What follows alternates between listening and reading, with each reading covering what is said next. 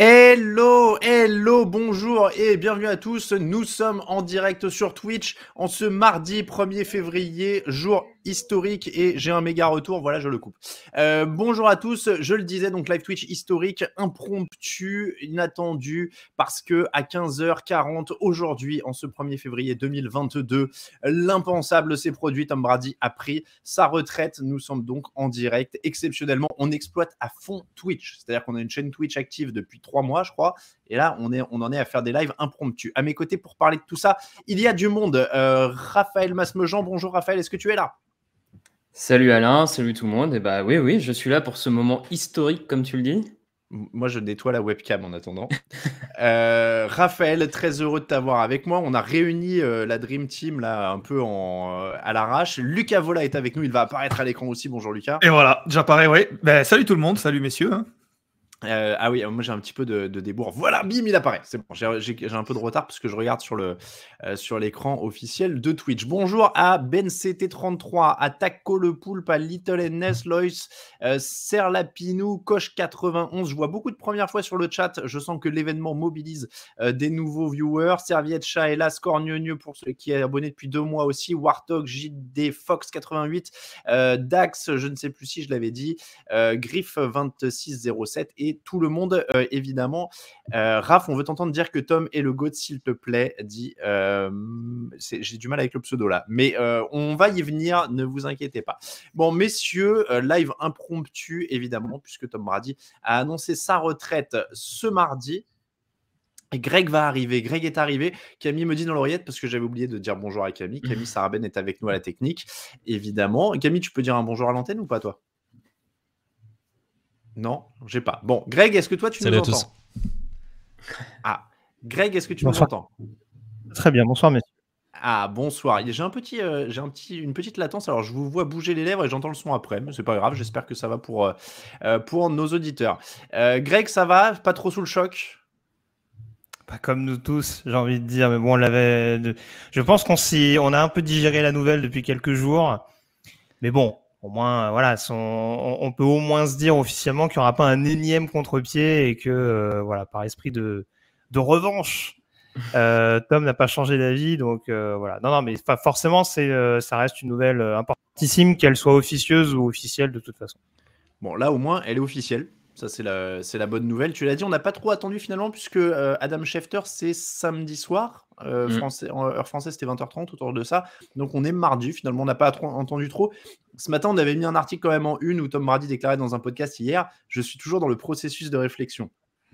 Donc visiblement, le processus de réflexion, c'était une nuit de sommeil, puisque le temps d'écrire le communiqué et de le poster ce matin à ce qui était quelque chose comme 8h30, 9h horaire floridien, bon, il a fait une bonne nuit de sommeil, quoi. Après, vu la taille du communiqué, pas sûr qu'il ait beaucoup dormi. Hein.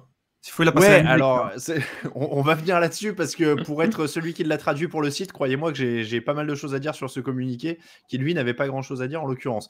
On va juste mettre un petit peu en image tout ça, parce que c'est Twitch, on a la vidéo, il faut en profiter. On a un superbe visuel qui a été préparé par notre graphiste Ben, qu'on remercie, qu'on n'a pas voulu mettre en attente, parce qu'on avait peur que ça choque trop de monde, mais vous allez voir, c'est magnifique. C'est pour rappeler en effet que Tom Brady... Mais non, mais parce qu'en préparant l'émission, tout le monde a dit vous en parlez, on va faire des hommages et tout, on dirait qu'il est mort. Donc on a mis un petit Tom Brady 2022, puisqu'il a été drafté en 199e position de la draft 2000. C'est vrai qu'on dirait qu'il est mort comme ça. Et moi j'adore, surtout que nous aussi on est en noir et blanc du coup. Ouais, c'est ça. Ah oui, c'est vrai. Il ne manque que la musique, là, fallait préparer le petit son. Ah ouais, mais alors sache, Raphaël, puisque c'est ton baptême de Twitch, que Twitch est méga galère sur les droits audio. Ah là là. On peut rien mettre. C'est vraiment une tannée. Il y a des trucs avec des avertissements et tout, genre dans les paramètres, il y a des strikes et tu as le droit à 3 strikes et après c'est l'exécution. Et ben faut recruter un musicien qui nous fasse tous les jingles et la compo de toutes les émissions, et puis voilà. En fait, mais tu sais, on va le dire, si... Ah ouais, non, mais Raoul, il joue de la guitare. J'allais dire, s'il y a un violoniste dans l'équipe, tu vois, qu'on prend comme ça en direct, et puis qui joue du violon pendant qu'on parle. Bon, bonjour en tout cas à tous ceux qui arrivent sur le chat, Jogactu, Delta, Orlin, Bill Swersky, et tous ceux qui sont là le dimanche d'habitude et qui sont là ce soir, et évidemment tous ceux qui découvrent ce Twitch. On va rentrer dans le vif du sujet, messieurs. Tom Brady a donc annoncé officiellement sa retraite ce mardi avec un post Instagram, un très long long communiqué, en blanc sur noir, qui nique bien les yeux, je ne le remercie pas. 5000 signes de traduction en français, 5521 signes, j'ai compté parce qu'à la fin, je commençais un peu à en avoir marre. Donc, c'est la fin officielle. Greg, tu l'as dit, on n'est pas particulièrement surpris en fait. Maintenant, depuis dimanche, on s'était préparé, quoi. Oui, bah après, pour répondre à ta question initiale, mais d'une autre manière, oui, c'est sûr que samedi, quand j'ai vu fuiter la nouvelle, même si il y avait quelques faisceaux d'indices qui avaient été laissés par Brady lui-même, hein, c'est un des premiers à avoir abordé justement le fait que, voilà, Gisèle était peut-être pas complètement à l'aise avec le fait qu'il joue aussi longtemps, etc., etc. Donc il y avait des faisceaux d'indices, mais comme depuis maintenant au moins 5 ans avec Brady, on se dit, bon, de toute façon, le mec, c'est un compétiteur, il est toujours aussi performant. Je pense que le gars, tant qu'il a la sensation de pouvoir continuer, de pouvoir battre les autres, il va continuer. Là, manifestement, c'est pas un facteur qui rentre en ligne de compte. Et forcément, quand j'ai vu la nouvelle samedi, ouais, je vais pas dire que je suis tombé de ma chaise, mais oui, en effet, c'est tombé de manière extrêmement impromptue, en plein week-end de play-off en plus, alors qu'on aurait pu penser que ça aurait pu se faire en plein milieu de semaine, même si concrètement, c'est pas lui qui a maîtrisé l'annonce. Mais oui, donc non, c'est extrêmement surprenant malgré tout, d'une part par le timing et en plus de par la carrière, même si, voilà, encore une fois, à 44 ans, il n'a plus grand-chose à prouver. Raphaël, tu l'avais dit, je crois, dans l'émission de mardi, parce qu'on a un peu évoqué le sujet avec toi et Lucas. Tu avais dit, s'il n'est pas à 100%, il aura peut-être pas envie de continuer. C'est exactement ce qu'il dit au début du communiqué. Si on n'est pas à 100% dans le football américain, on ne peut pas gagner. J'ai l'impression que je peux plus être... Il dit pas j'ai l'impression que je peux plus être à 100%, mais en gros, qu'il veut plus... l'être, il peut plus être à fond. Ouais, il peut plus être à fond mentalement, notamment, il le dit. Ouais, c'est en ça que mardi, ceux qui nous ont écoutés, effectivement, je tenais un peu les mêmes propos. Moi, ça me surprend pas parce que j'ai toujours été convaincu que Tom Brady s'arrêterait exactement quand il le décidait et surtout s'arrêterait quand il sentirait qu'il peut plus être le meilleur, Donc, peut-être que physiquement, il pouvait encore être le meilleur l'an prochain, mais visiblement, dans sa tête, c'était plus le cas. Il avait plus envie de faire ce qu'il avait l'habitude de faire depuis plus de 20 ans pour l'être. Donc voilà, il a décidé de s'arrêter maintenant plutôt que de faire une dernière saison à la Manning, une dernière saison à la Roethlisberger, une dernière saison comme tant d'autres, j'ai envie de dire. Donc pas surpris et je trouve que ça lui correspond totalement en fait de s'arrêter comme ça. Alors bien sûr, sûr et certain, il aurait préféré s'arrêter sur un doublé, être le dernier quarterback depuis lui-même à faire le doublé. C'est sûr et certain qu'il aurait voulu s'arrêter là-dessus. Maintenant, à quelque part, le fait de ne pas pouvoir le faire, de ne pas pouvoir finir comme ça, est-ce que ça valait vraiment le coup dans sa légende de faire une année de plus? Bon, voilà, je pense qu'il y a pas mal de facteurs comme ça qui sont rentrés en jeu et une décision qui me semble assez logique de sa part à lui, en fait. Lucas, est-ce que c'était logique? Alors, j'en profite quand même. Merci à Mozart Cactus et à Doudou 31 770 pour leurs abonnements. Bah, moi, pour enchaîner, je pense que, je partage tout ce que vous venez de dire, et surtout, il faut se rendre compte que on parle de 100% de Brady qui doit être à 100%. Il faut se rendre compte que 100% pour lui, c'est peut-être 120 ou 130% pour plein d'autres, même athlètes de très haut niveau. On l'a assez charrié sur son hygiène de vie. Enfin voilà, il y a la comment vivre version Tom Brady. Voilà, ça peut être parfois risible, mais je pense que ça impose tout de même une hygiène de vie et une implication vraiment au-delà de ce qu'on pourrait imaginer tous les jours, tous les matins, tous les soirs. Et peut-être qu'au bout d'un moment, comme vous le disiez, il a du mal à se dire je peux plus m'imposer ça ou je peux plus l'imposer aux autres, comme vous le disiez aussi. Et du coup, même si je pourrais faire comme d'autres athlètes et vivre mon football à 90%, comme ça peut arriver, il est pas comme ça. Et en effet, je pense que c'est vraiment ça qui est le déclencheur de cette décision. Bon, une décision qui a l'air donc plutôt logique et que tout le monde a l'air de plutôt partager. Greg, tu t'étais pas exprimé à titre personnel vraiment là-dessus, mais ça te semble quand même le bon moment aussi pour partir? Le bon moment, je sais pas. Après, il y a une suite logique. En effet, il a réussi son pari en allant à Tampa Bay, en allant décrocher ce Super Bowl et en faisant, entre guillemets, quand même faire taire pas mal de bouches sur le côté Brady ou Belichick. C'est quand même énorme qu'il a réussi à le faire dès la première année du côté de Tampa, même si il y avait une bonne défense, même s'il y a une ligne offensive qui a progressé. Ça s'est aussi fait clairement dans son sillage. Et là, très clairement, on le savait dès le début de saison que Tampa était un peu en mission pour essayer, comme le disait Raph tout à l'heure, de pouvoir éventuellement répéter l'exploit qui avait déjà été fait par Brady et les Pats au début des années 2000. ça n'a pas été concluant. À partir du moment où il y avait peut-être un challenge un peu moins intéressant qu'à l'orée de la saison 2021, ça me paraît pas illogique en tout cas qu'il prenne sa retraite maintenant, même si je pense qu'il en avait encore un petit peu sous la chaussure. Merci à Regaviv qui a offert un abonnement à la communauté. On va revoir un petit graphique, un petit visuel, toujours par notre camarade Ben, sur les principaux. Alors, évidemment, c'est très condensé. Je vous le dis tout de suite, ce que vous voyez à l'écran, c'est très très condensé. 7 titres, 5 fois MVP du Super Bowl, 3 fois MVP de la saison, 243 victoires pour un quarterback, 624 touchdowns à la passe, 84 520 yards. Il a absolument tous les records, ou quasiment tous. Il y en a très très peu qui l'a pas. Encore une fois, je vous épargne la liste. Il y a personne qui a gagné autant que lui en playoff. Il y a des records à l'appel. Il a jamais eu une saison à moins de 9 victoires quand même aussi. Ça c'est assez délirant en tant que titulaire. 9 victoires, 7 défaites, c'est sa pire saison en carrière. Qu'est-ce que vous retenez de tout ça?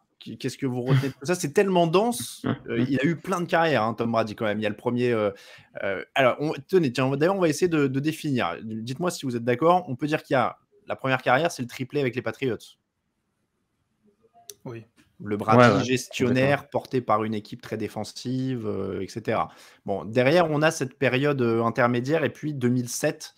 Avec l'explosion, il y a ce ventre mou en fait avec l'explosion offensive avec Randy Moss et puis les Super Bowls perdus contre les Giants. Ouais, on peut pousser même jusqu'à 2007-2011. Tout ça fait à peu près partie pour moi de cette même carrière-là où peut-être c'est le moment où il est le plus fort, voire c'est peut-être son meilleur moment personnel de la carrière et pourtant c'est le seul où il gagne pas. Ouais, c'est paradoxal. Greg, je te vois hocher la tête. C'est paradoxal, c'est quasiment le meilleur moment individuellement et celui où il gagne pas. Oui, très clairement, c'est symbolisé par cette saison 2007. J'ai peut-être anticipé un petit peu sur la question, mais c'est vrai qu'on s'intéresse beaucoup à l'évolution de la ligue, etc., etc. C'est vrai que Brady lui-même a été un exemple de la manière dont ont évolué, notamment les attaques en NFL. En effet, ce côté, notamment au début de sa carrière dans les années 2000 et dans les premiers Super Bowls qu'il a gagné avec les Pats, ce côté avec beaucoup de jeux au sol à outrance, une défense vraiment avant tout intense, combative, opportuniste, etc., etc. Et le côté dans la deuxième moitié des années 2000 jusqu'au début des années 2010, avec justement ce jeu beaucoup plus vertical, cette utilisation beaucoup plus massive des doubles tight ends, et je rejoins totalement ce qu'a dit Lucas. En effet, il a été un des principaux instigateurs de ces nouvelles attaques NFL. Et voilà, c'est un peu contradictoire en effet avec le fait que ça a été sa période un peu moins prolifique. Mais oui, je pense qu'en effet, on peut découper ça en, on va dire peut-être 4 époques majeures, les 3 époques des Pats et éventuellement son court passage malgré tout du côté de Tampa. Ouais. Donc la 3e époque des Patriots, on y arrive. Ça va être celle où ils remportent les Super Bowls, donc face aux Seahawks et aux Rams et aux Falcons, pardon. Je ne me rappelle pas de ça. Les Seahawks et les Rams. Je faisais une petite émission.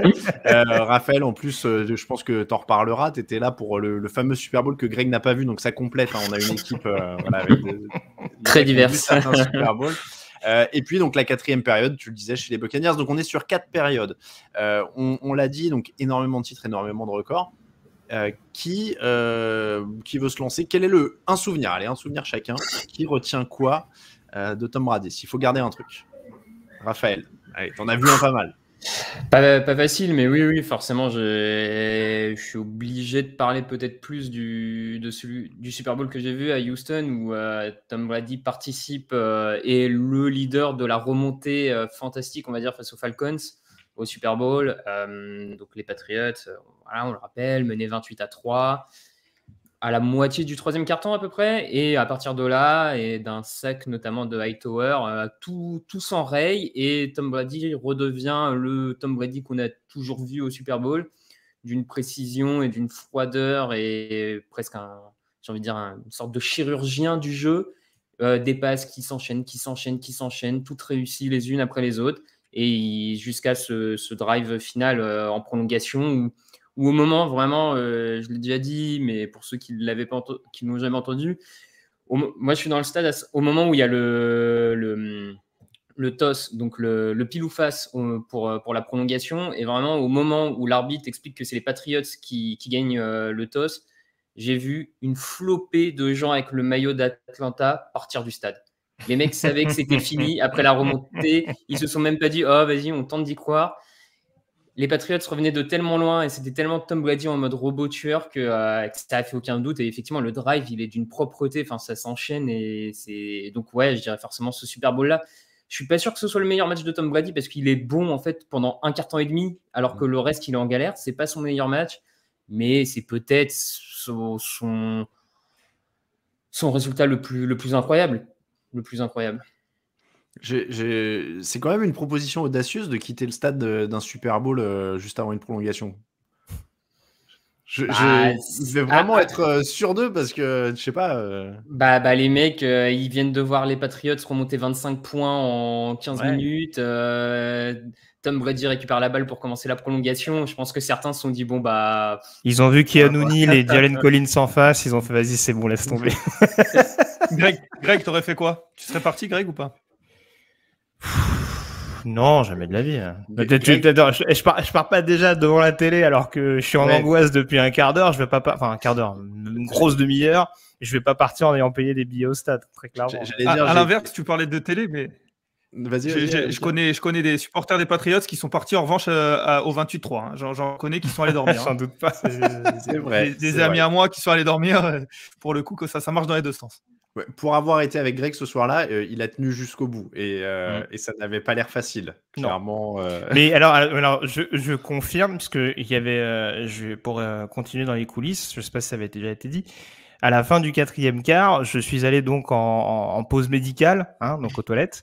Et quand je suis revenu, on m'a annoncé que le toast était gagné par les Pats. Et là, j'ai fait bon, d'accord, c'est fini. Je me rappelais même plus de ça. Mais moi, je me rappelle, pour nos auditeurs, vous voyez, Greg, c'est un mec qui rigole souvent. Souvent, on nous dit le rire de Greg, c'est quand même communicatif dans l'émission, etc. Eh bien, sachez que ce soir-là, il ne l'a pas du tout utilisé. C'est-à-dire que c'était pas du tout le mec que vous connaissez à l'antenne. Moi, je l'avais rarement vu aussi amoché. Et j'avais un peu peur parce qu'on n'habitait pas très loin l'un de chez l'autre. Je me rappelle, t'es rentré à pied et j'avais un peu peur quand même. Je me suis dit, est-ce que je dois le raccompagner? Alors, je suis pas tout à fait d'accord. Sur les 3 quarts du match, j'ai été extrêmement jovial alors. C'est vrai. Tu n'en retiens qu'une partie, c'est toi que ça regarde. Mais... disons qu'il y a un moment où ça s'est un peu gâté. Moi, il y a eu une période très concentrée. Ouais, moi qui n'avais pas vraiment de billes dans l'équation, à un moment, je me suis dit, mince, j'aurais préféré pour lui que ça se passe autrement quand même. Il a pas l'air bien. Il a pas l'air bien. Mais en plus, ça a été en 2 temps. Moi, j'avais beaucoup de sentiments pour tout le monde parce que je sais pas si tu te rappelles, Greg, qu'il y a un moment dans le match où on dit quand même, à peu près au moment où il y a 28-3 d'ailleurs, et on dit, parce que c'était Raphaël le premier qui allait au Super Bowl après moi, il y avait que moi qui était allé jusque-là, et je me rappelle m'être dit, quand même, Raphaël, il a pas de chance, c'est un match de merde, j'aurais bien aimé pour lui, pour son premier Super Bowl, il a un match bien. Et on savait pas à l'époque que ça allait prendre ces proportions là derrière. Raphaël a donc un sacré souvenir. Greg, tu ne te souviens pas de ça, donc toi, quel souvenir tu gardes de Tom Brady si tu dois en prendre? Non, mais alors, plaisanterie mise à part, oui, c'est sûr que c'est forcément le principal fait d'armes, parce que c'est vrai que pour rejoindre un petit peu ce qui a été dit, sur les 7 Super Bowls gagnés, c'est peut-être celui sur lequel, entre guillemets, il a eu le plus d'emprise. Parce que les 3 premiers, on en a parlé, il y avait plus un côté game manager, et on retient surtout notamment les field goals en fin de match.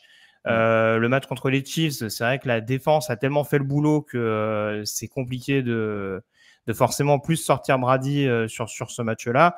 Et puis c'est vrai que même si, par exemple, le match des Rams, on a les équipes spéciales, le match face aux Seahawks, même s'il sort une bonne prestation en permettant notamment à New England de passer souvent devant, on retient principalement l'action de Malcolm Butler. Donc c'est sûr qu'il y a ça. Après, si je devais retenir une action, forcément, et par rapport à ce qu'on disait tout à l'heure, peut-être l'action du 50e touchdown à destination de Randy Moss. D'ailleurs, je crois que c'est face aux Giants, si je ne dis pas de bêtises, en dernière semaine de saison régulière. Mais voilà, c'est un touchdown qui marquait à l'époque l'histoire, parce qu'il me semble que depuis le record a été battu notamment par Manning en 2013 et Mahomes. Oui, c'est ça. Ouais. Par contre, ça tient pour les receveurs, parce que Moss, c'était le 23e touchdown de la saison pour lui. Donc voilà, encore une fois, c'est aussi c'est une action qu'il faisait passer. C'est pas uniquement cette action-là, bien entendu, mais ça symbolisait le passage en effet dans une autre dimension. Encore une fois, le côté vraiment patron, parce que Raph en parlait un petit peu tout à l'heure, ou Lucas, je sais plus, mais il y a toujours eu du côté des Patriots ce côté avec Brady où on se disait les attaques sont pas toujours extraordinaires. Il y avait beaucoup un côté Spurs avec Tim Duncan, si je peux prendre la comparaison NBA, c'est-à-dire qu'on se disait il fait rien d'extraordinaire, mais ce qu'il fait c'est tellement bien exécuté que après les autres arrivent à tout suivre. Et c'est vrai que cette saison 2007, même s'il y avait un receveur légendaire désormais, dont on a enfin vu le plein impact, parce que ce qui n'était pas le cas lors des précédentes années du côté des Raiders notamment.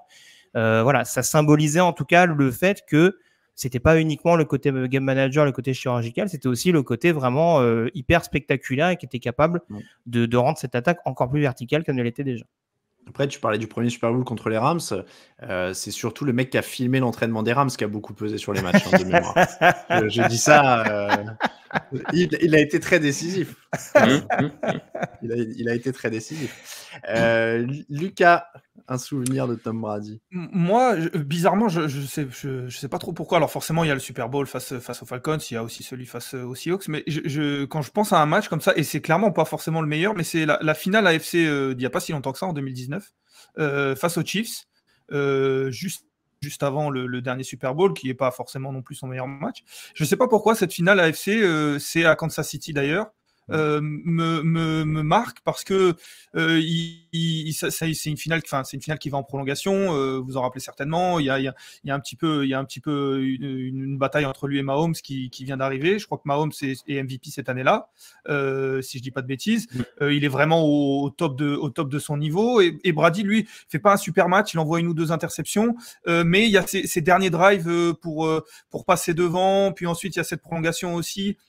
Je me rappelle d'une alchimie avec Gronkowski et avec Edelman. Alors voilà, forcément, tous les matchs se mélangent un petit peu et tout ça, mais ce match-là, cette finale-là, parce qu'on sait aussi qu'il va pas y en avoir beaucoup. Alors pour le coup, il y en a eu encore une après avec les Buccaneers, mais on se doute que on est plus sur la fin que sur le début.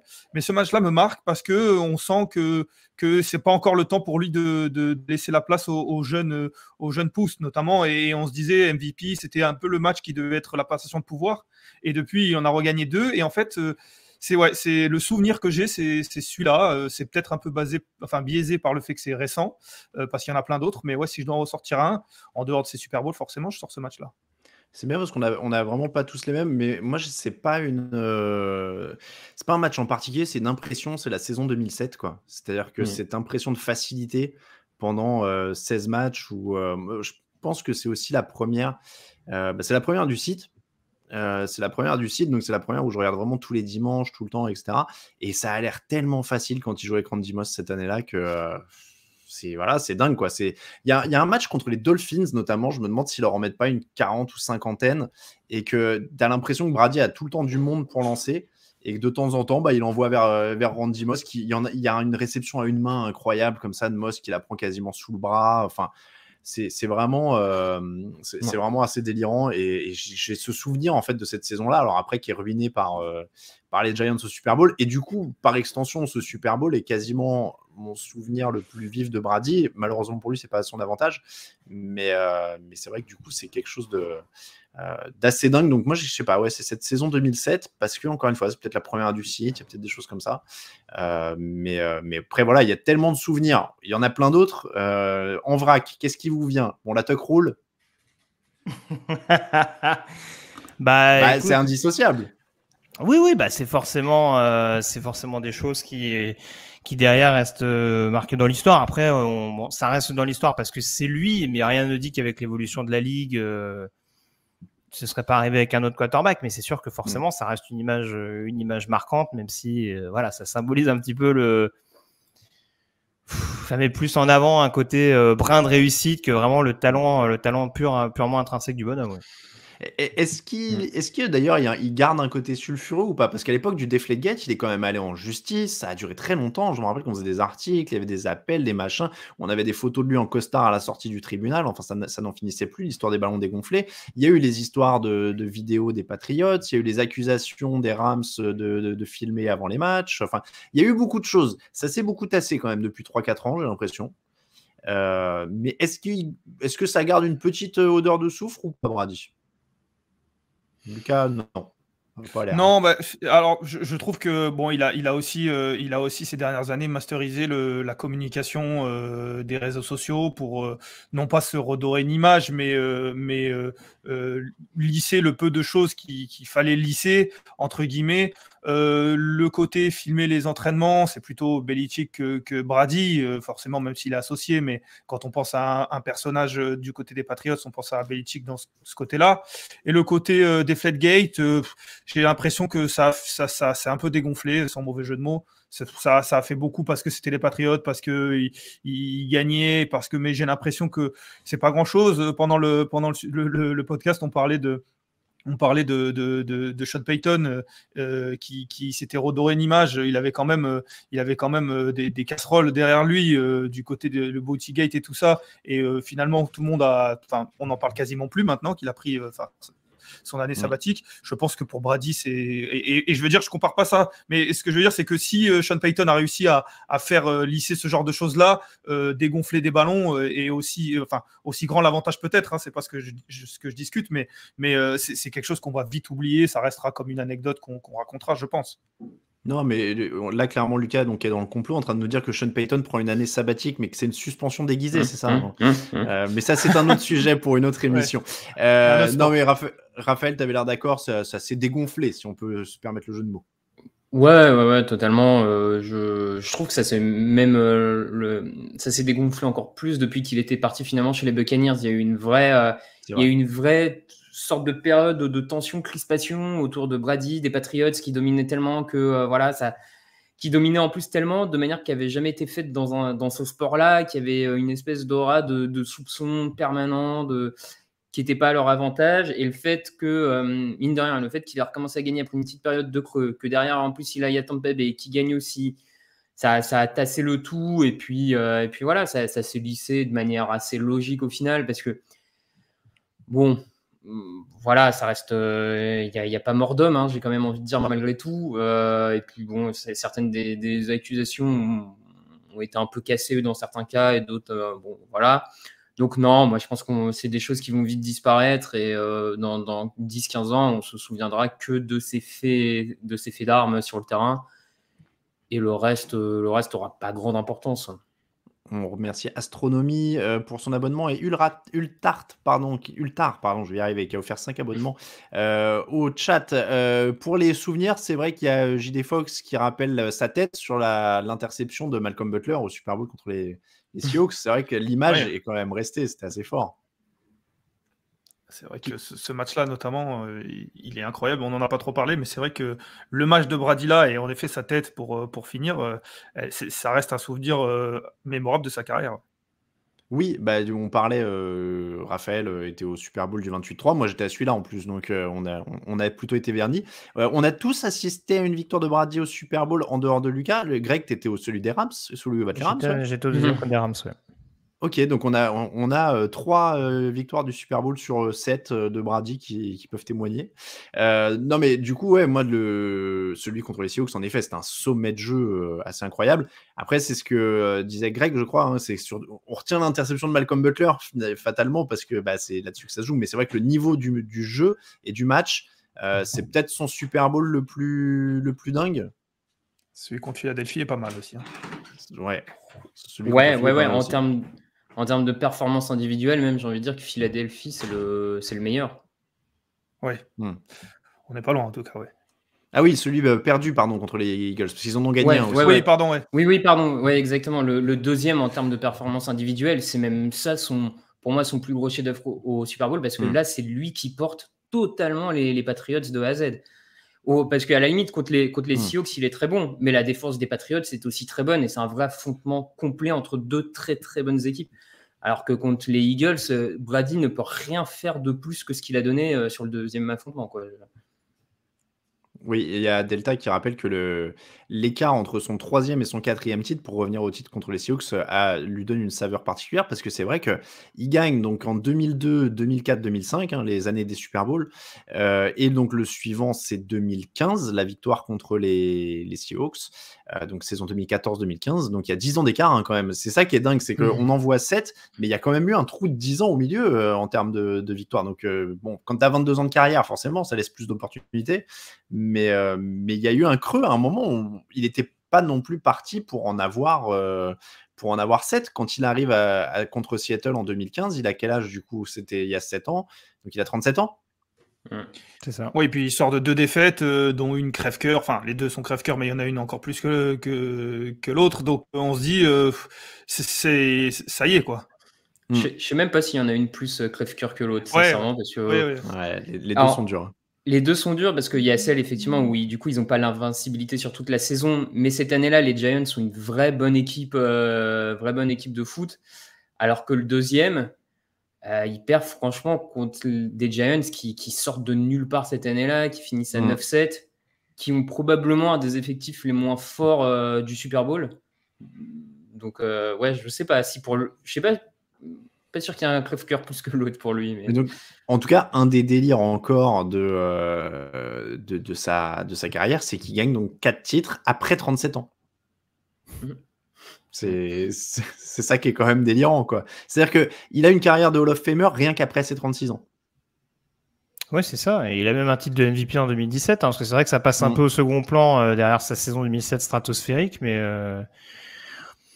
se dire entre guillemets qu'il a que 3 titres de MVP au cours de sa carrière, ça peut même paraître injuste, mais c'est vrai qu'il y a des saisons où il a été tellement au-dessus, à un stade aussi élevé, enfin en tout cas aussi avancé de sa carrière, que c'en est bluffant. Bon, après il a poursuivi la malédiction du moment, parce qu'en 2017, on en parlait tout à l'heure, ils perdent face aux Eagles.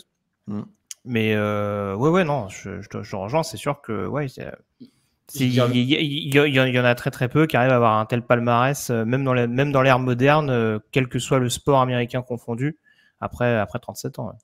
Je dirais même qu'il a, si on pousse le trait, il a presque même 3 carrières de Super Bowl, de Hall of Famer, parce qu'en fait, la période pendant laquelle il gagne rien, enfin, il gagne pas le Super Bowl pendant 10 ans, il a des titres de MVP, il a des finales jouées, enfin, je veux dire, c'est plus que beaucoup de quarterbacks, donc il a presque 3 carrières de Hall of Famer, en fait. C'est juste indécent, quoi. Oui, c'est vrai que oui. Dans l'équipe, par exemple, il y a des gens qui veulent envoyer Philip Rivers au Hall of Fame. On salue Raoul, par exemple. Est-que sur ses 10 ans sans titre, il n'est pas meilleur que Philip Rivers ? Avec 2 titres de MVP, Philip Rivers, faudrait que je regarde sa page Wikipédia, mais je crois pas qu'il ait 2 titres de MVP. Il a beaucoup de choses, mais pas de titres de MVP. On a passé pas mal de grands moments de sa carrière en revue. On a parlé du premier titre contre les Rams, les 2 suivants en manager. Est-ce que vous voyez des choses qu'on aurait pu oublier ? C'est tellement dense, j'ai toujours peur d'en oublier. Il y a ces 2 Super Bowls perdus contre les Giants, il y a le Super Bowl perdu contre cette équipe de Philadelphie qui est en fusion quand même. Merci à Fleurette 1972 pour son abonnement. Donc il y a beaucoup de choses. Est-ce qu'il y aurait d'autres choses qui vous viennent ? Raphaël, je te vois lever le doigt. Je crois que Lucas l'avait fait avant, c'est pour ça que je l'ai copié. Non, mais alors je sais peut-être ce que tu allais dire, mais en fait on n'en parle pas parce que c'est très récent, mais il y a quand même sur le Super Bowl l'année dernière, sa victoire l'année dernière, c'est quand même quelque chose qui va être hyper marquant dans sa carrière parce que c'était le quarterback d'une équipe, c'était le quarterback d'un coach. Il y a toujours cette question, Bill Belichick, Tom Brady, la poule, l'œuf, enfin, voilà, je vous refais pas tout le débat. Là, il s'en va, en plus, il s'en va de New England, pas forcément en très bons termes, et il va dans une équipe, il a 43 ans, donc l'année dernière, et il gagne de nouveau, entouré d'une superbe équipe, hein. Et encore une fois, il n'est pas tout seul, on ne gagne jamais un Super Bowl tout seul quasiment, mais on n'en parle pas parce que c'était juste l'année dernière, mais je pense que ça sera quelque chose d'extrêmement marquant dans sa carrière, de se dire qu'il a réussi à gagner avec une autre équipe, dans une autre conférence, avec un autre environnement, un environnement totalement nouveau. Ça, c'est quand même très fort. Bon, c'est vrai que ça, c'est assez délirant. Greg ? Ouais, non, juste une image un peu marquante quand même malgré tout qui reste dans la longue carrière de Brady, c'est cette fameuse passe d'armes avec Richard Sherman, où il se fait invectiver au début des années 2010, justement lors d'une victoire des Seahawks face aux Pats, où Richard Sherman, déjà très en verve, lui rentre un petit peu dedans en lui faisant comprendre que, bon, entre guillemets, il est déjà fini, quoi. Bon, je vais pas extrapoler les propos, mais en tout cas, il y avait un côté très trash talk là-dessus. Et puis, le paradoxe, quelques mois plus tard, où on le voit serrer la main de Brady en s'avouant vaincu au Super Bowl. Pour rejoindre un petit peu cette mystique, que ce soit un joueur comme Richard Sherman avec sa grande gueule légendaire, même si on sait que voilà, s'il y a des vérités à dire, il peut les dire. Voilà, c'est aussi ce contraste est aussi intéressant et important dans la carrière de Brady. Juste sur quelques chiffres, moi ce que je trouve assez délirant, c'est toujours la même chose, je sais pas si tu en parlais Alain, sur ces 22 années de carrière, il y a que 2 saisons sans play-off, pour les Pats notamment. Enfin, en l'occurrence, c'est que 2 années avec les Pats. C'est 2002, donc l'année post premier Super Bowl où je crois qu'il s'écroule en fin de saison régulière. Je ne veux pas dire de bêtises, mais ça joue pas à grand chose. Et la saison 2008 qui joue pas. C'est ça qui est fou aussi, quoi. Bah, déjà, jouer 10 fois le Super Bowl en 22 saisons. Non, mais déjà, ça place déjà la prestation, on est d'accord. Mais si on va encore plus loin, on se dit le gars, il va toujours en playoff, à part 2 saisons où concrètement, en 2002, ils avaient quand même la possibilité de le faire. Et en 2008, où ils ne jouent pas, certains me diront que les Pats avaient quand même la possibilité de le faire en 2008 aussi. Ils finissent hors des playoffs avec une fiche de 11-5, je crois, ou un truc dans le genre, un truc délirant. Mais voilà, c'est pour encore plus situer la performance. C'est que voilà, pas de fiche négative dans sa carrière et quasiment que des années playoffs quand on sait que pour d'autres équipes, c'est la croix et la bannière pour s'y qualifier, quoi. On va parler un petit peu de son impact historique. Juste avant ça, un mot, parce que ça revient beaucoup dans le chat. Les gens se demandent pourquoi il n'y a pas un mot pour les Patriots dans son mot de départ. C'est-à-dire que, c'est vrai, je l'ai dit, ça fait 5500 signes. Il remercie tout le monde, c'est-à-dire que son coach, sa femme, ses enfants, son agent, son préparateur physique, les employés des Buccaneers du premier au dernier, etc., etc. Pas un mot pour les Pats. C'est choquant, où on estime qu'il a fait ses adieux il y a 2 ans. Oui, bah, c'est ce que j'allais dire. Moi, je me rappelle plus exactement le libellé de ce qui était noté, mais déjà en soi, son départ à Tampa il y a 2 ans était une grosse page de l'histoire de la ligue, et je pense que son communiqué déjà avait quand même fait mention de ce qu'il avait pu traverser, les personnes qui pouvaient remercier du côté de Foxborough. Je pense pas, pour aller plus loin, après je laisserai la parole, mais je pense pas qu'il y ait particulièrement, parce que c'était une hypothèse évoquée, de rancœur ou quoi que ce soit vis-à-vis des Pats. On sait que Robert Kraft sera éternellement amoureux de Tom Brady a priori. Ah bah il a déjà publié un communiqué où il nous dit qu'il l'aime. Hein. Oui, voilà. Donc voilà, il a que des bons souvenirs du côté de New England, je pense globalement. Il y a peu de joueurs avec qui il a été en froid. La seule éventuellement interrogation, on va essayer encore une fois de faire le jeu de est-ce que c'était en phase avec Brady, Belichick, etc., etc. Je pense que Belichick, il s'en fout. Il était très content que Brady soit là et il reconnaît bien sûr le talent du bonhomme. Et Brady l'a remercié à l'époque. Il n'y a pas besoin. Ça aurait pu éventuellement être mentionné. Je suis d'accord avec toi vu la longueur du communiqué, mais c'est pas ce qui me choque en l'état. Bah attends, il y a quelqu'un, excuse-moi, qui disait sur le chat, attends, j'ai vu quelqu'un qui parlait de TDA. Moi, en effet, en faisant la trad, plus j'avançais, plus je me disais, il va finir avec moi, tu vois, genre, c'est très personnalisé. Je voyais à mes coachs, ok, à mes coéquipiers, ok, aux employés des Buccaneers, ok, j'attendais mon tour, tu vois, au bout d'un moment de la traduction. Mais non, malheureusement non. Est-ce que c'est significatif, Raphaël, qu'il n'ait pas mentionné? Non, je crois pas. Il a eu le temps il y a 2 ans de faire toute sa communication d'adieu et de remerciement aux Patriots,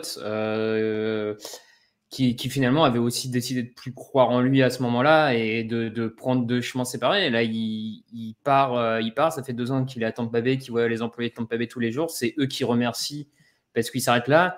Et ça se trouve, dans une semaine, il fait une conférence à Boston, à Foxborough, pour dire merci. Cette organisation aura toujours une place particulière chez moi. Enfin, voilà.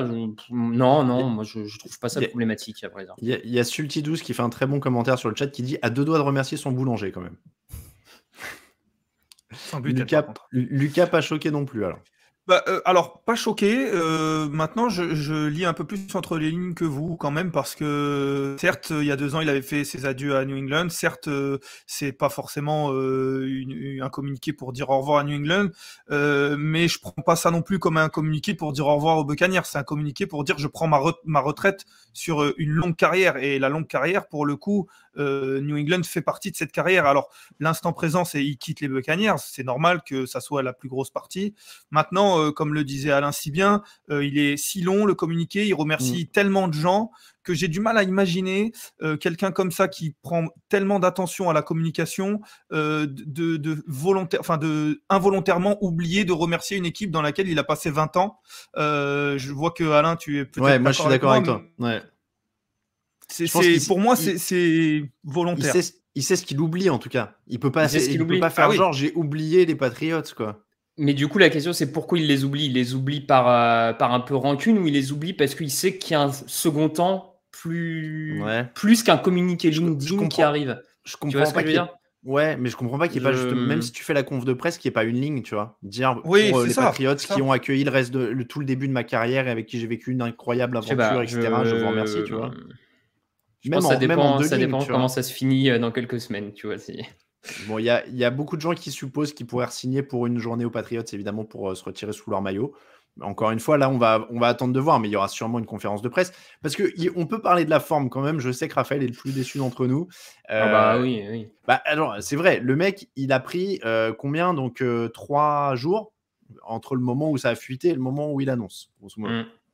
Tout ça pour pondre un communiqué Instagram avec des images sur fond noir, avec du texte blanc, comme ton oncle qui met des trucs sur Facebook, tu sais, avec marqué un vrai ami, c'est celui qui commentera sous cette image, tu sais, avec les images toutes faites. Et non, mais voilà, ouais, tu sais ce que tu disais en interne, c'est qu'il soigne d'habitude tellement bien ces vidéos, ces machins. Bah ouais, effectivement, moi je trouvais ça un peu étonnant, un peu. Bon, après, encore une fois, il va peut-être sortir autre chose, et voilà, mais bon, j'attendais un peu plus de fun par rapport à ce qu'il faisait ces derniers temps, en termes de montage, les lendemains de match, tout ça. T'aurais voulu une bande dessinée où, tu sais, il lève les bras et il urine sur une photo de Bill Belichick ou un truc comme ça? C'est un truc pas polémique. Sans aller jusque-là, mais tu vois, moi, juste un truc clair et concis. Il prend une photo de ses 7 bagues, il y a écrit en gros bail, et voilà, quoi. Et avec le soleil couchant, et salut, quoi, je m'en vais. Merci. Il y a toujours son doc ESPN, non, qui est en cours? Ou j'ai une bêtise? C'est pas fini? Ouais. Je crois que c'était fini. Hein. Ouais, Non, parce qu'il me semblait avoir vu que justement, c'est en ayant vu fuiter des futurs épisodes que notamment les insiders auraient deviné qu'il arrêterait. Ah, tu crois? Je crois avoir vu ça. Hein. Je veux pas dire de bêtises encore une fois, mais vu que c'est diffusé par ESPN, ça expliquerait que les journalistes d'ESPN l'aient vu. Peut-être, mais je ne suis pas dans le détail. Men in the arena, pardon, mais peut-être qu'il y aura une mention aussi là-dedans. Encore une fois, moi je vous rejoins totalement, mais peut-être en effet que la communication n'est pas totalement complète et qu'il veut faire quelque chose peut-être un peu plus spécifique vis-à-vis des Pats. Il a été surpris. Oui. Mon avis, il a été surpris. Je vais mais te couper, mais du coup, il maîtrise pas. C'est certainement ce qu'il a agacé aussi, enfin, de ce qu'on entend ou de ce qu'on peut lire. Hein.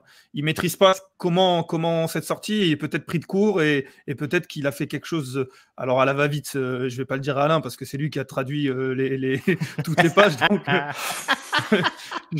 c'était long. Je vais pas dire à la va-vite, mais vous avez compris l'image.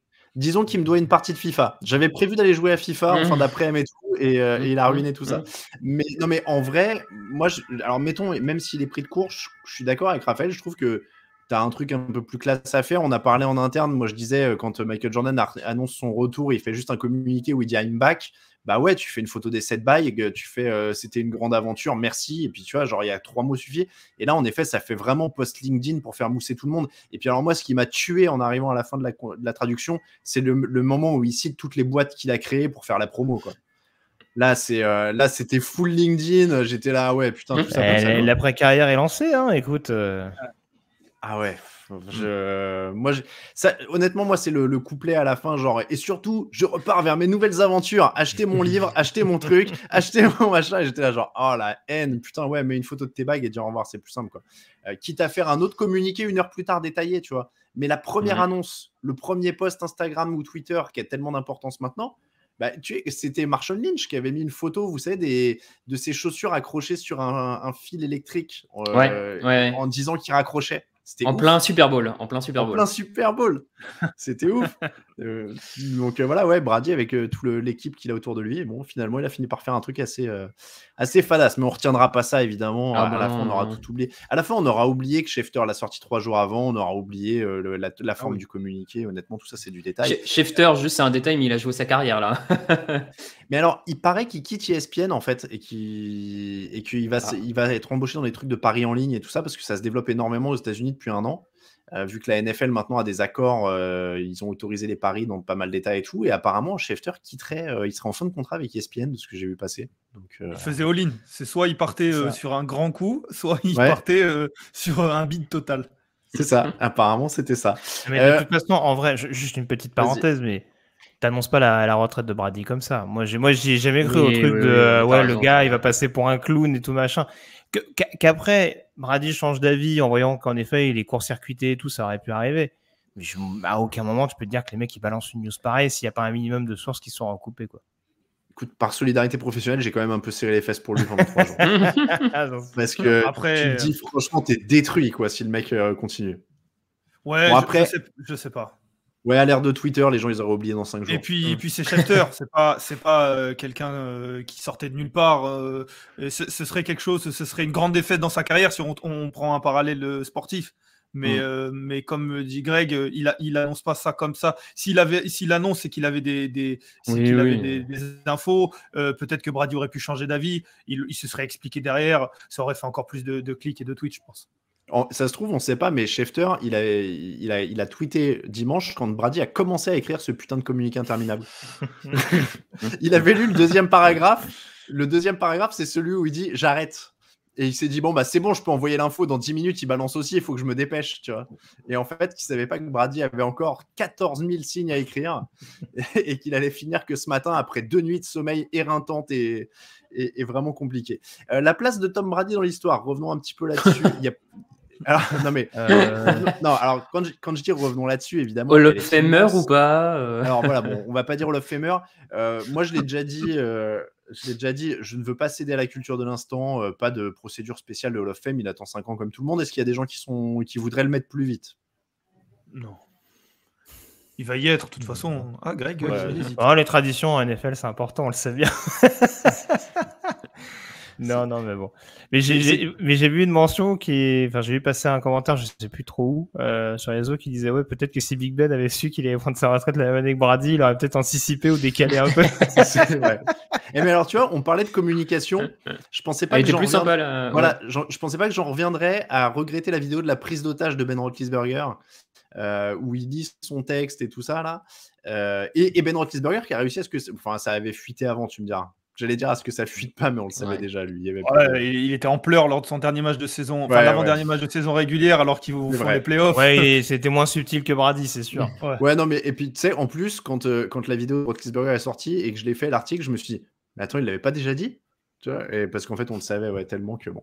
Donc Hall of Famer, bon, ça, il y a pas de souci, il y a pas de contestation pour Tom Brady. On est obligé de se faire quand même le petit débat. Est-ce qu'il y a un petit débat encore plus grand de l'histoire? Bah non. Enfin, il y en a plus.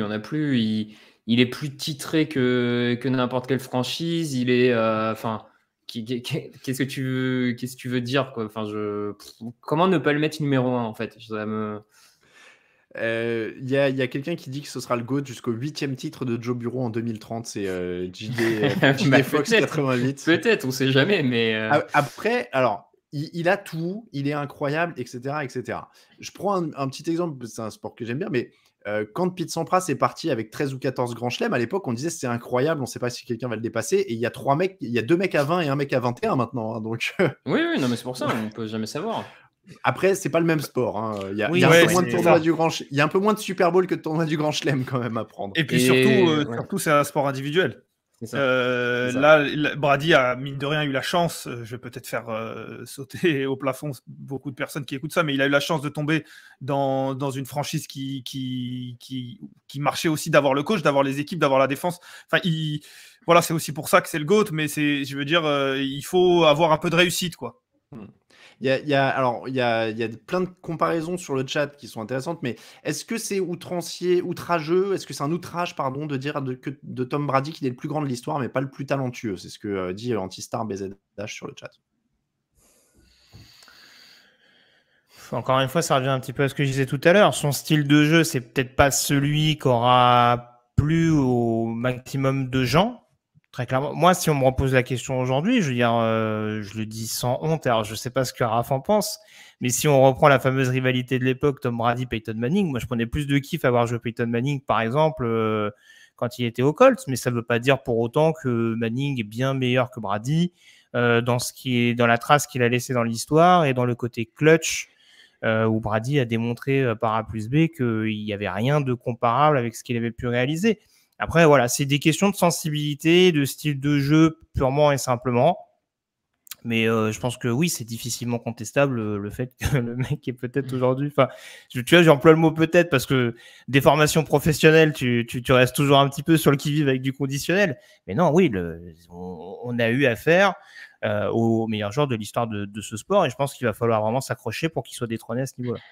Après, tu vois, moi, ça me choque pas de dire que c'était le plus bosseur, le plus perfectionniste, le plus maniaque, le mieux préparé, etc., mais pas le plus talentueux. C'est vrai que Manning, dans sa manière d'être, alors au moins en saison régulière, c'est sûr. Après, les playoffs, c'était une chose différente.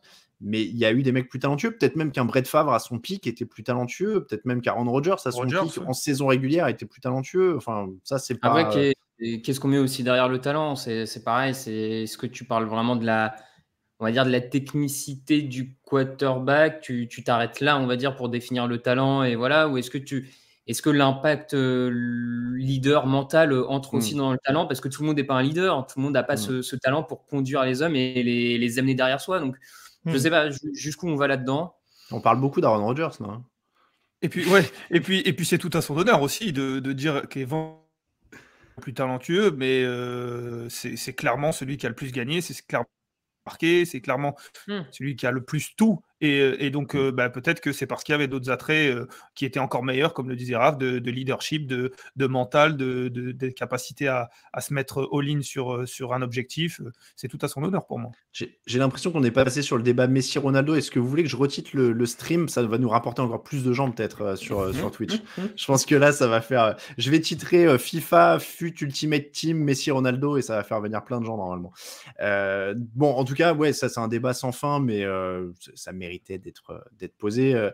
Il y a quand même une question de Jogactu qui est importante. Le plus important, moi j'ai une question. Est-ce que Raphaël est debout pendant ce live? Ça m'interpelle, dit-il. Oui, je me suis mis à des nouvelles techniques start-upper sur les visios debout. Ça fait travailler l'équilibre et tout ça.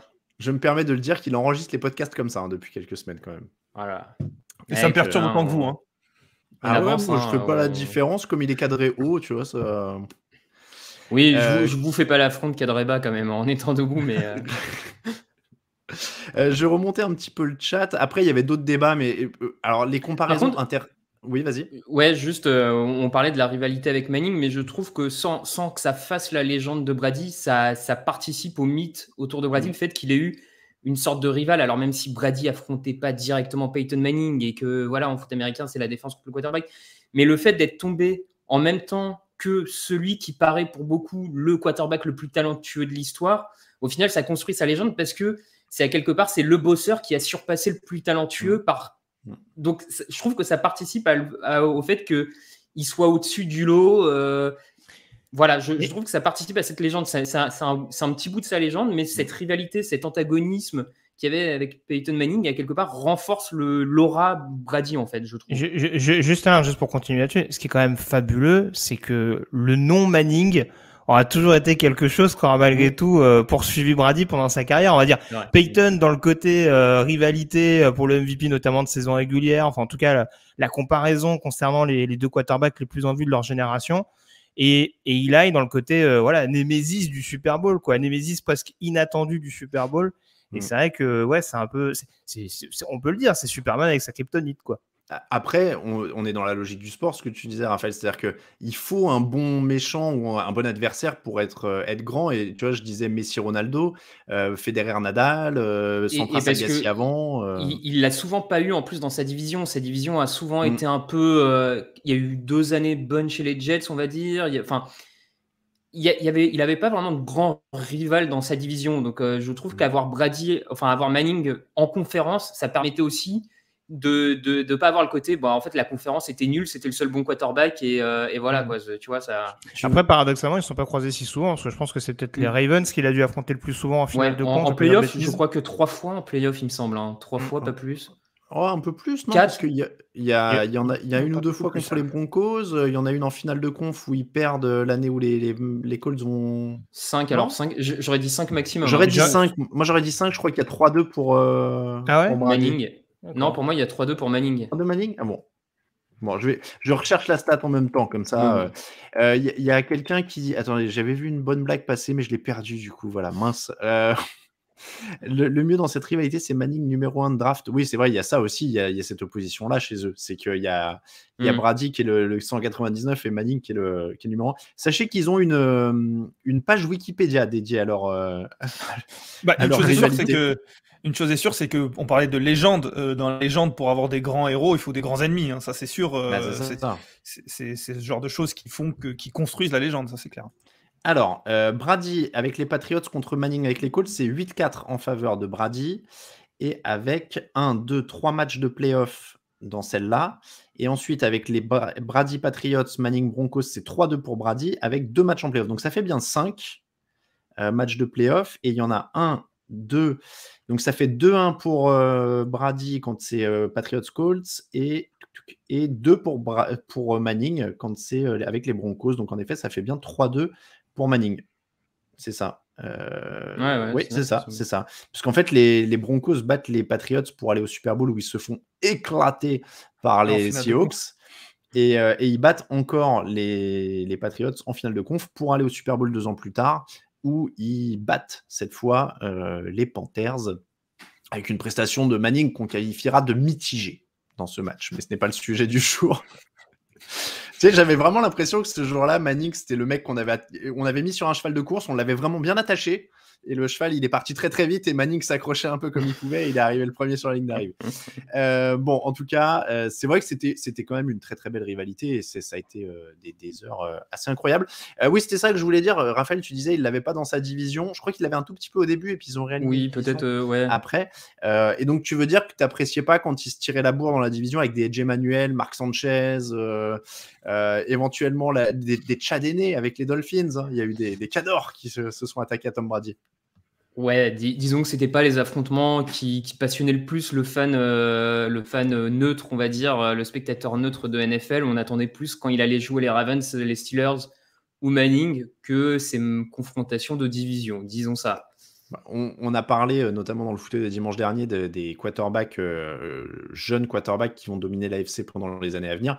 Il faut dire quand même qu'en effet, on a eu une période avec cette rivalité Brady-Manning plus les Steelers qui se glissaient là, où ces trois équipes-là en fait monopolisaient complètement l'accès au Super Bowl hein, du côté de l'AFC.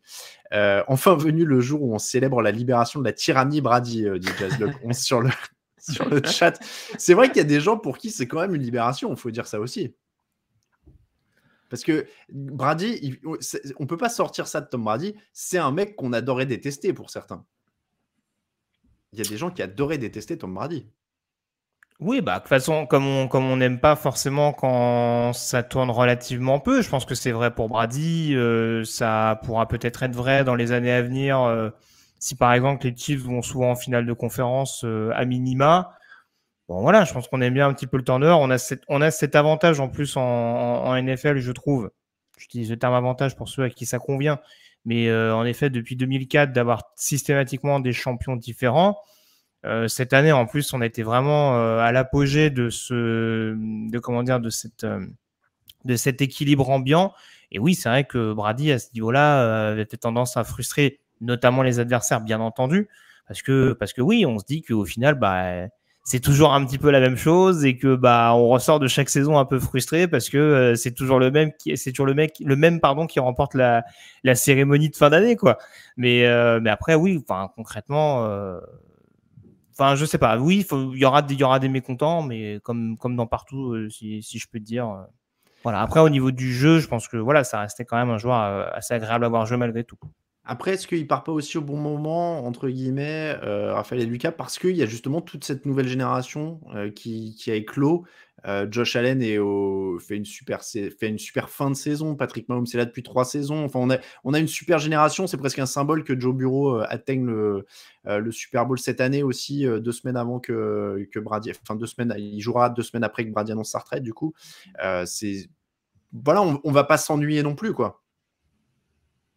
Lucas. Non, mais bon, de toute façon, comme le disait Greg, la NFL est faite d'une telle façon qu'on ne se serait pas ennuyé quoi qu'il arrive. Et puis s'il était parti il y a 5, 6, 7 ans, où on aurait trouvé d'autres moyens de se dire que NFL était entre de bonnes mains. Là, pour le coup, c'est vrai qu'il y a Mahomes, il y a Josh Allen, il y a Joe Burrow, et on va se concentrer sur eux. Et puis peut-être d'autres qui vont arriver ou qui vont éclore. Trevor Lawrence ou Zach Wilson, non, je rigole. Mais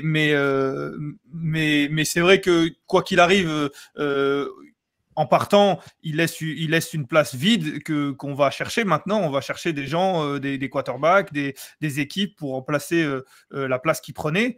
Et pour le coup, c'est vrai que c'est un bon moment. Après, peu importe peu importe l'année où on aurait cherché et on aurait trouver des questionnements, parce que là, pour le coup, Joe Burrow, c'est un questionnement. C'est très bien le Super Bowl cette année, mais on attendra les années futures. Je suis un peu déçu, par contre, vous citez Joe Burrow, mais je suis un peu déçu qu'on ne nomme pas Matthew Stafford, quand même, qui n'a pas encore 37 ans, du coup. C'est vrai, donc, qui a encore une longue carrière devant lui, donc qui devient de facto le meilleur quarterback de moins de 45 ans. Tout bien pour Russell Wilson, mais non, mais en plus, je croyais que tu allais dire Tua Tagovailoa je croyais que tu allais faire une blague quand tu as dit vous oubliez dans les jeunes. Non. Raphaël, tu levais le doigt. Oui, messieurs, juste pour vous dire que je devais y aller. Ah oui, bah écoute, merci beaucoup, Raphaël. Merci à vous. Voilà, que dire à part bravo et merci Tom Brady, j'ai envie de dire pour finir pour ma part. C'est vrai. Ouais, on a dit que ce serait en interne, en lançant, on avait dit que ce serait un live un peu fluide. On va voir combien de temps on fait et on va peut-être avoir d'autres membres de la rédaction au fur et à mesure selon les disponibilités de chacun. Donc merci beaucoup, Raphaël. Tu peux aller t'asseoir du coup. Eh ben oui, c'est ça. Je vais enfin pouvoir m'asseoir. C'est cool. Merci beaucoup, Raphaël. Bonne soirée. Ciao les gars. Raphaël a une crampe. Ah, et Herbert, c'est vrai, on a oublié Herbert. Et c'est Raoul, évidemment, qui nous dit ça sur le chat. On dit bonjour à Raoul. JD Fox 88 qui disait Raphaël a une crampe. Raoul, est-ce que tu veux nous rejoindre? Tu as le lien dans le chat de la rédaction. Si tu veux nous rejoindre, tu peux venir nous donner un petit mot sur Tom Brady. On va finir, nous, ce qu'on avait prévu, messieurs. Juste pour finir quand même, pour ouvrir sur l'avenir. On a parlé un petit peu de l'avenir de la Ligue avec ces jeunes quarterbacks. L'avenir des Buccaneers. Parce que mine de rien, il y a une équipe qui reste derrière. Alors autant la Ligue, bon, elle se remet toujours. Hein. Manning, il part, Montana, il part, on s'en remet. Les équipes, quand un quarterback comme ça part, c'est un peu différent quand même. Hein. Il faut un peu plus de temps pour que tout le monde se remette d'aplomb.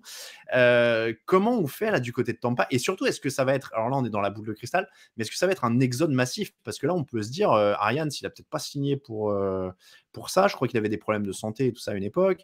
Rob Gronkowski, tous les joueurs qui vont être free agent parce qu'ils ont re-signé pour essayer de garder tout le monde cette année, mais il peut y avoir du mouvement. Comment ils font?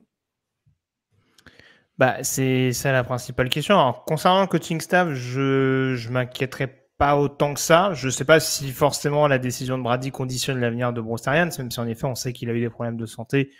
Mais a priori, bon, je pense qu'il prépare aussi un petit peu l'avenir, que ce soit avec Lev Twitch ou avec Todd Bowles au sein de son coaching staff pour les années à venir. Donc, je pense qu'il y aura quand même une certaine continuité là-dessus du côté de la Floride. Après, oui, tu l'as dit, d'un point de vue joueur, c'est pas tout à fait la même chose quand tu essaies de convaincre des joueurs de re-signer pour plusieurs années en sachant que tu vas jouer avec Tom Brady ou avec un autre quarterback.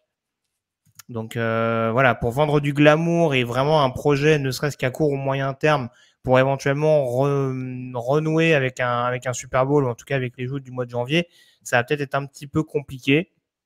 Donc, va falloir voir comment le front office des Bucks gère ça pendant l'intersaison. Mais oui, ça va quand même être une petite épine du pied. Ça va être une petite épine sous le pied, de Tampa pendant les négociations avec d'autres franchises qui pourraient avoir un attrait un peu plus important. Avant de laisser Lucas répondre, je remercie Marie P1212, Ben Fichounet et Belgarat 900 pour leurs abonnements. Deuxième mois pour Belgarat. Lucas, comment on fait à Tampa? Ouais, on est bien embêté, en tout cas, pour rester poli. Et je vais revenir sur ce que disait Greg. Je suis pas tout à fait sûr que le coaching ait une continuité. Alors, on est dans les supputations, bien entendu, on verra. Je suis pas sûr que Bruce Arians soit complètement ravi par le fait de repartir sur une reconstruction. Je sais pas quel âge il a, mais il est plus tout à fait jeune. Vous parliez en plus de problèmes de santé, ce genre de choses qui peuvent influer sur des décisions. Il y a des coordinateurs qui sont soit qui qui ont de la hype, comme disait avec Leftwich, soit qui sont comme Todd Bowles, avec l'envie peut-être de retenter quelque chose, d'avoir une deuxième chance en tant que head coach, surtout qu'il lui aussi a de la hype depuis 2 ans, notamment avec le titre l'année dernière. Donc je suis pas sûr que ce coaching staff-là reste complètement en place pour l'année prochaine. On imagine. Et ensuite, oui, il y a ces joueurs-là, comme disait Greg, et je ne vais pas continuer, mais oui, le quarterback, c'est une grande question. Et du coup, c'est une question pour nous, comme pour les joueurs qui vont être autour ou qui pourraient partir. Ouais, ça va être une intersaison passionnante parce que franchement, c'est pas une des équipes qu'on imaginait en chantier. Après, je vois difficilement Arians partir maintenant parce qu'en plus, tout ce qui est entretien d'embauche, etc. Ou alors, ouais, c'est promotion de Byron Leftwich directement vu qu'il est hyper demandé, quoi.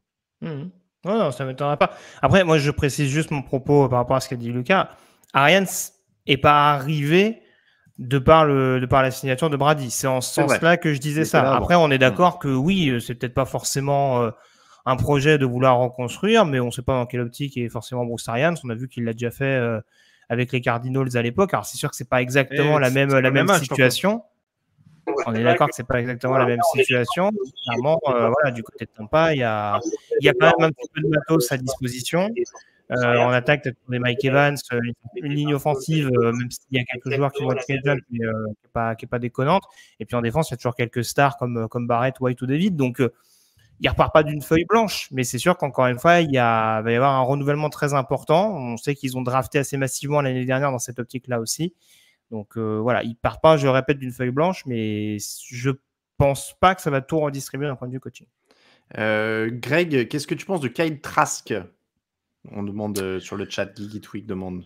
C'était un bon quarterback du côté de Florida, qui a eu d'ailleurs une trajectoire un peu similaire à la Joe Burrow, si je peux parler ainsi. C'est-à-dire que vraiment, dans sa dernière année, notamment du côté de Florida, il a vraiment tout explosé chez les Gators. Ça a été un peu plus compliqué en fin de saison, mais c'est vraiment un projet assez séduisant. C'est un joueur qui est capable également d'apporter de la verticalité. Donc, dans le système de Bruce Arians, ça peut être quelque chose d'intéressant. Après, est-ce que dès 2022, il sera pleinement performant ou est-ce que c'est encore un projet en développement qui sera nécessaire de mettre en concurrence avec un quarterback vétéran l'année prochaine? C'est ce qui me paraîtrait être la décision la plus, je dirais même pas logique, mais sans doute celle qui me paraîtrait la plus fiable dans ce que peuvent faire potentiellement les Bucks. Mais en tout cas, il me semble qu'il avait récupéré au 2e tour. Je peux dire bêtise, je crois que c'est une fin de 2e tour, Kyle Trask. 2 ou 3, ouais. Donc il y a quand même un projet derrière, très clairement. Donc voilà, où il est déjà mature et comme Mahomes, il a fait une année dans l'ombre et puis il est prêt à reprendre les rênes. Mais oui, je pense que ce ne sera pas en tout cas déconnant de tester l'année prochaine avec un QB vétéran. Ouais. On va dire un petit mot, on va accueillir après des membres de l'équipe. J'espère qu'on n'entend pas déjà le son dans le retour, parce que moi je l'ai dans le retour, je ne sais pas s'il est à l'antenne. Est-ce qu'on l'entend à l'antenne ou est-ce qu'on l'entend chez nous, Camille? Tu peux me dire?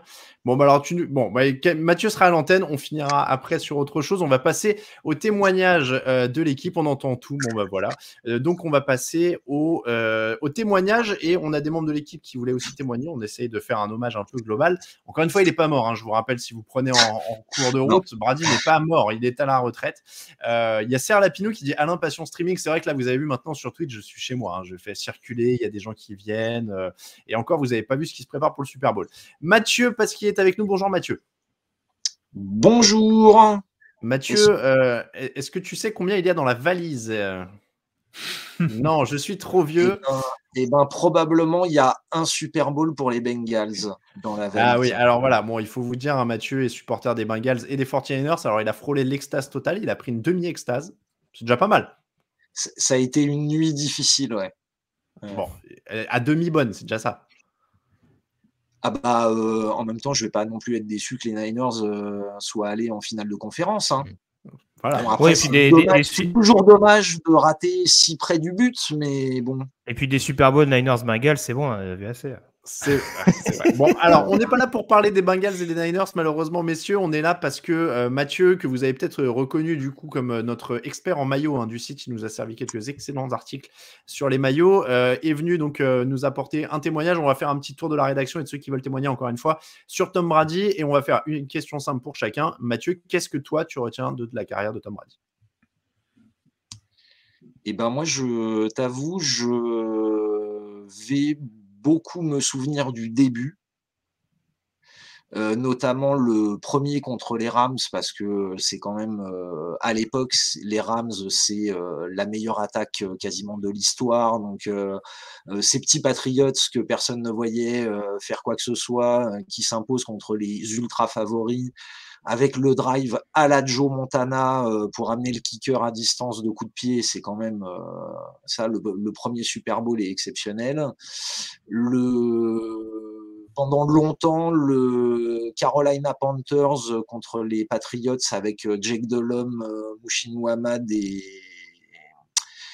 et Steve Smith a été mon Super Bowl favori. Donc, je me souviens du début. Et puis, j'ai une grande admiration pour ce qu'il a fait à 43 et 44 ans, à laisser ses valises derrière lui, à se lancer le défi de repartir dans une nouvelle équipe, une nouvelle conférence, un nouveau coach, un nouveau système.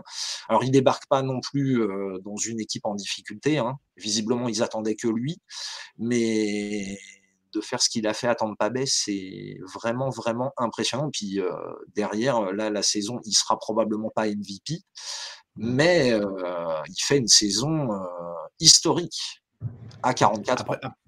Après, tu dis laisser ses valises. Je pense que niveau budget, il n'avait pas forcément besoin de vendre à Boston pour acheter à Tampa derrière, hein. Je pense qu'il est au niveau. Ouais, mais il avait plus rien à prouver après ce qu'il a fait avec les Patriots. Honnêtement, il aurait pu partir dans le soleil couchant et puis laisser tout ça derrière lui et se lancer le défi de réapprendre un playbook, un coordinateur offensif, un coach. Pas facile, hein. Bon, donc le souvenir principal, toi, que tu gardes, c'est quoi? C'est celui contre les Rams? Le début, parce que c'est improbable, il est personne, il est 6e tour du fin fond de la draft, personne ne l'attend, il rentre sur le terrain sur un énorme concours de circonstances. Donc le début, c'est vrai que c'est exceptionnel. Et puis le fait ensuite de faire les Super Bowls contre les Eagles et contre les Panthers font qu'il passe d'un gars qui a gagné le Super Bowl un peu par hasard à quelqu'un qui pèse carrément en NFL. Et puis sur la fin, parce que sur la fin, moi je trouve personnellement que d'aller se lancer le défi, entre guillemets, de tout recommencer à son âge alors qu'il avait plus besoin de se lancer de défi, je suis admiratif. Merci beaucoup, Mathieu. Merci à vous. Ouday, bonne chance pour le Super Bowl, Mathieu. Merci beaucoup. On va pas tarder à finir tranquillement ce live. On attendait éventuellement Mehdi Julien. Je lui ai lancé une invitation sur le chat de la rédaction, mais il n'a pas l'air disponible. On voulait avoir le supporter numéro 1 de la rédaction. Lucas, dis-moi. Petite breaking news, puisque tu parles des supporters des Patriots. Tom Brady vient de remercier les supporters des Patriots. On se posait la question, c'est pour ça que je me permets de le dire. Il vient de le faire sur un post Twitter ou Instagram en récupérant le communiqué de Robert Kraft et en disant merci aux Patriots et aux supporters. Donc voilà, c'est fait. Je ne sais pas si c'est pour se rattraper de ne pas l'avoir fait, mais en tout cas, il l'a fait. Oui, c'est vrai. Tweet en effet où il dit Thank you Patriots Nation, I'm beyond grateful, love you all. Voilà. C'est bon, on verra s'il y en a plus derrière. On va tranquillement se diriger vers la fin de cette émission. Greg va pas tarder à filer aussi, mais je voulais l'avoir pour cette dernière question. On va terminer par ça, messieurs. Et maintenant pour Tom Brady. Parce que, alors je vous avoue, j'aurais bien aimé avoir Raphaël parce que c'est lui qui a suggéré sur le chat de la rédaction qu'il allait peut-être devenir tueur en série et que c'est pour ça qu'il fallait pas le mettre tout de suite au Hall of Fame parce qu'il fallait pouvoir se retourner. Plus sérieusement, est-ce qu'on n'entendra plus jamais parler de lui? J'ai 2-3 doutes, ouais. Mais qui est cet homme au loin? Non mais est-ce qu'il devient bon, je pense qu'on peut exclure coach, on est tous d'accord là-dessus. Ouais. Bon. Même commentateur, je sais. Pourtant, c'est un très bon talker. Je sais pas forcément si être un analyste ou. Oui. Il parle bien. Oui. Ouais. Oui, quand même. Oui, quand même. Mais je sais pas si analyste, je pense, c'est ce qui lui plairait en l'occurrence, mais. Ouais, mais c'est pour ça que je vous dis, est-ce qu'on en entendra parler? C'était vraiment au sens football américain, dimanche, plateau, match ou quelque chose comme ça. En fait, j'ai l'impression que c'est un mec qui va aller faire ses business. Il l'a déjà annoncé dans son post LinkedIn de départ. Oui, mais ça m'étonne. Vas-y, Lucas, pardon. Vas-y. Non, mais je me faisais la même réflexion que toi. Oui, je suis pas sûr qu'on le voit en effet en tant qu'analyste, même si à mon avis ça serait pas mal. Après, il y a il y a plein de choses qui peuvent se créer. Regardez Peyton Manning et Eli Manning, on les imaginait pas forcément comme ils le faisaient le lundi soir sur les Monday Night Football. Et pourtant, pour ma part, en tout cas, je trouve ça très bien. Avec leur nom, ils attirent des personnes pour faire à la fois de l'analyse tactique qui est toujours très intéressante et puis à la fois quelque chose d'un peu plus léger. Je trouve ça très drôle, très sympa. C'est quelque chose qu'ils ont quasiment créé. Ça n'existait pas trop, notamment avec des grands noms. Donc c'est vrai que Tom Brady pourrait créer quelque chose. Il a le nom, en tout cas, pour faire à peu près ce qu'il veut. Ouais, si Gronk prend sa retraite, ils peuvent très bien faire une émission thématique. Je te rejoins l'année prochaine, Brady to Gronk. C'est vrai. C'est vrai qu'ils avaient Pose le nom déjà. Ils avaient déjà des pastilles sur les réseaux sociaux des Buccaneers cette année où ils animaient, ils étaient en Bermuda dans des chaises longues et ils faisaient des séquences toutes les semaines. Donc ça peut être possible. C'est marrant. Il a un podcast aussi toutes les semaines, Tom Brady. Ouais. Après, je sais pas, je lui trouve pas le degré d'aisance d'un Peyton Manning, quoi, médiatiquement. Il est peut-être moins foufou. Je pense que, foufou dans le sens où Manning, je trouve, a un côté un peu plus décalé qu'à assumé. Si on prend la comparaison, après, moi je te parle vraiment juste du côté analyste, spécialiste du foot. Je pense que Brady ferait pas du tout tâche dans un panel. Mais oui, après pour le côté décalé, surtout encore une fois, je reprends cet exemple-là, mais tu le mets avec un Gronk qui est capable de faire tout et n'importe quoi. Je pense que voilà, les deux peuvent se payer une bonne tranche. Voilà, de manière assez ludique. Après, je pense qu'il y a des médias qui vont y penser très clairement. Voilà, après. Cher, hein. Voilà, après pour le côté, il peut rester sur le côté purement performance sportive en effet avec TB12, être plus peut-être un ambassadeur au sein des Pats ou ce genre de choses. Enfin, je sais pas, je sais pas exactement quel débouché peuvent advenir, mais encore une fois, on parle d'un joueur qui a 44 ans, qui franchement entre son salaire et celui de sa femme peut se permettre limite de pas travailler jusqu'à la fin de ses jours. Donc non, franchement, je pense qu'il y aura des possibilités. En effet, ce serait toujours sympa de le revoir dans les médias aujourd'hui. Mais oui, je pense qu'il va essentiellement se focaliser sur tout ce qui est TB12 et tout ce qui est satellite, on dira dans son travail marketing. Dans son post Instagram du coup d'annonce, il y avait aussi un truc qui s'appelait autographe.io dont il faisait la promo et donc je suis sur le site. Visiblement, ils vendent des NFT et des signatures et ouais, il y a des trucs un peu particuliers, ouais, des statues de Wayne Gretzky. C'est une statue en diamant? Non. Ah, en saphir, ah la vache. Ah ouais. Donc oui, ils trouvent des business visiblement. Moi, je pense que il va pas avoir de mal à trouver des business. Hein. Proprio demande Roméo dans la street. J'y crois pas. Pour prendre l'exemple Jordan, je sais pas. Tant qu'on parle de GOAT du sport, je sais pas. Franchement, peut-être. Hein, encore une fois, il y a rien d'impossible, mais je te dis, je sais pas. En plus, non, j'ai une bêtise, mais j'ai essayé de voir éventuellement dans quelle équipe il pourrait être intéressé, parce qu'on sait que Jordan, c'était plus par rapport à Charlotte, la Caroline, où il avait joué notamment. Tu crois pas que Robert Kraft est prêt à lui faire une place tout de suite là? Peut-être, mais c'est pour ça que je prenais l'exemple d'ambassadeur des Pats. Mais oui, il peut avoir un rôle dans l'organigramme, très clairement. Après, voilà, il paraît qu'il a joué à Michigan. S'il veut un challenge ultime, il intègre le front office des Lions. Ah ouais, là, c'est... Mais après, non, lui est californien de base en plus. Oui, en plus, c'est vrai. Mais non, en tant qu'acteur et preneur de décision, si je peux parler ainsi, je sais pas si c'est quelque chose qui rechercherait totalement. Après, j'ai du mal à le voir, un truc comme ça où il pourrait pas avoir assez de contrôle en fait. Je pense que c'est aussi pour ça que Manning, pour l'instant, trouve pas. Enfin, c'est des mecs qui sont quand même des contrôles fric complets, quoi. Donc, faudrait trouver un truc vraiment particulier. Et je termine avec ça, avec des suggestions du chat. Beaucoup qui revient syndicat des joueurs. Bon, il s'est énervé une fois en 22 ans sur les propriétaires. Est-ce qu'on en fait déjà le leader de... Non, par contre, non, ce qui peut être bien en tout cas, c'est que je le répète, ça reste un joueur assez intelligent, donc il peut apporter également son expertise sur pas mal de sujets. Je pense qu'en tout cas, c'est quelqu'un, c'est une personne envers qui on prêtera une oreille pour savoir un petit peu ce qu'il pense de tel changement ou de tel changement. Donc, encore une fois, consultant dans ce domaine-là, ça peut pas être quelque chose d'inintéressant à mon sens. Après, voilà, je te répète, franchement, il y a des pistes, mais franchement, maintenant qu'il est en mode un peu YOLO et qu'il se dit, bah, écoute, j'étais parfait en tant que joueur. Je vois pas pourquoi j'irais prendre un risque à tester autre oui. chose. Il y a rien qui l'oblige concrètement aujourd'hui. Pareil, politicien, moi, il y a trop de gens qui l'aimeraient pas, c'est trop clivant. Je sais pas.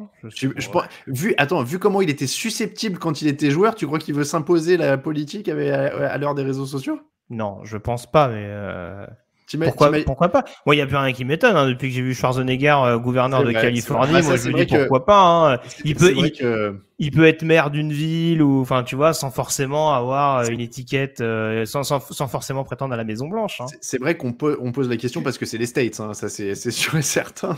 Non mais t'imagines après s'il était élu, ouais, tous ceux qui n'ont pas cru en moi, hein, tous ceux qui me détestaient, tous les haters. Oui, s'il est. Vous voyez ce qu'on a fait. Ah putain, ce serait insupportable, au secours. Au secours. Et donc la dernière hypothèse, donc tueur en série, tout ça, bon a priori non, hein. Mais avec l'ennui, on sait jamais, hein, c'est des gens quand même qui ont des, tu vois, pour être monomaniaque comme ça pendant 22 ans sur la même chose à fond et tout, tu vois, c'est une obsession. Après t'es perdu, tu sais pas. Hein.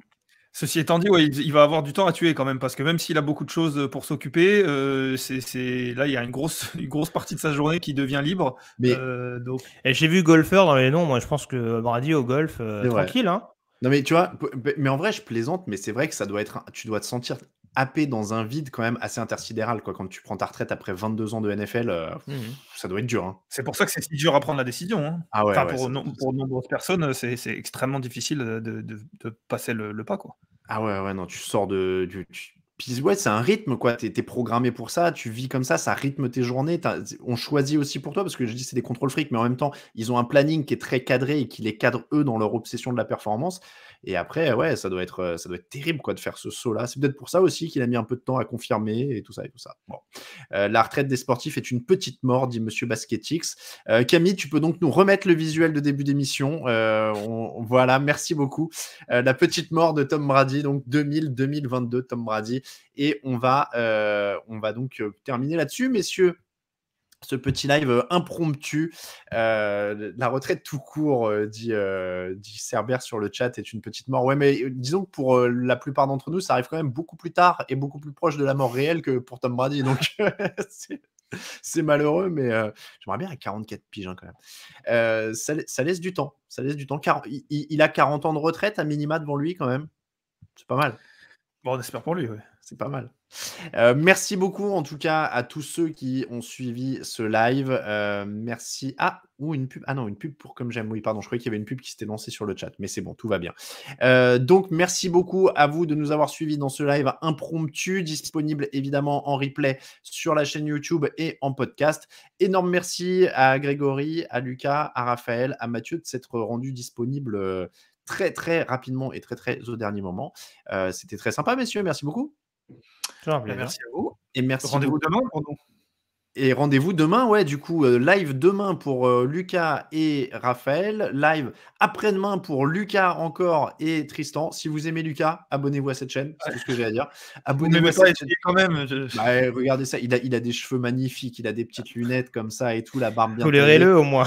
Bah ouais, non, ouais, voilà. Je tue peut-être pas ça. Quand même. Donc, en plus, après, ils s'envolent pour Los Angeles. T'as une quinzaine chargée quand même, hein. Oui, bah, on va pas se plaindre, hein, quand même. Bon, c'est pas mal. Merci beaucoup donc de nous avoir suivis. Vous retrouvez Lucas. Demain, c'est 19h, hein, votre live. Exactement. C'est 19h, donc le live ici. Demain, regardez, il est 19h06. Donc, dans 24 heures, vous serez à nouveau ici avec Lucas. Voilà, c'est le rendez-vous. Il y a quelqu'un qui dit... Je sais pas si tu vas être content, Lucas. Il y a Dadegan dans le chat qui dit « Lucas égale Alain avant 10 ans de TDA ». Ça veut dire dans 10 ans, tu n'as plus de cheveux. J'espère pas, hein, je vais pas mentir, j'espère pas. Bon, merci à tous encore une fois de nous avoir suivis. Énorme merci à Camille Saraben à la technique pour sa réactivité également. Et on vous dit donc à demain pour un nouveau live et à très bientôt sur tdactu.com. Ciao, ciao.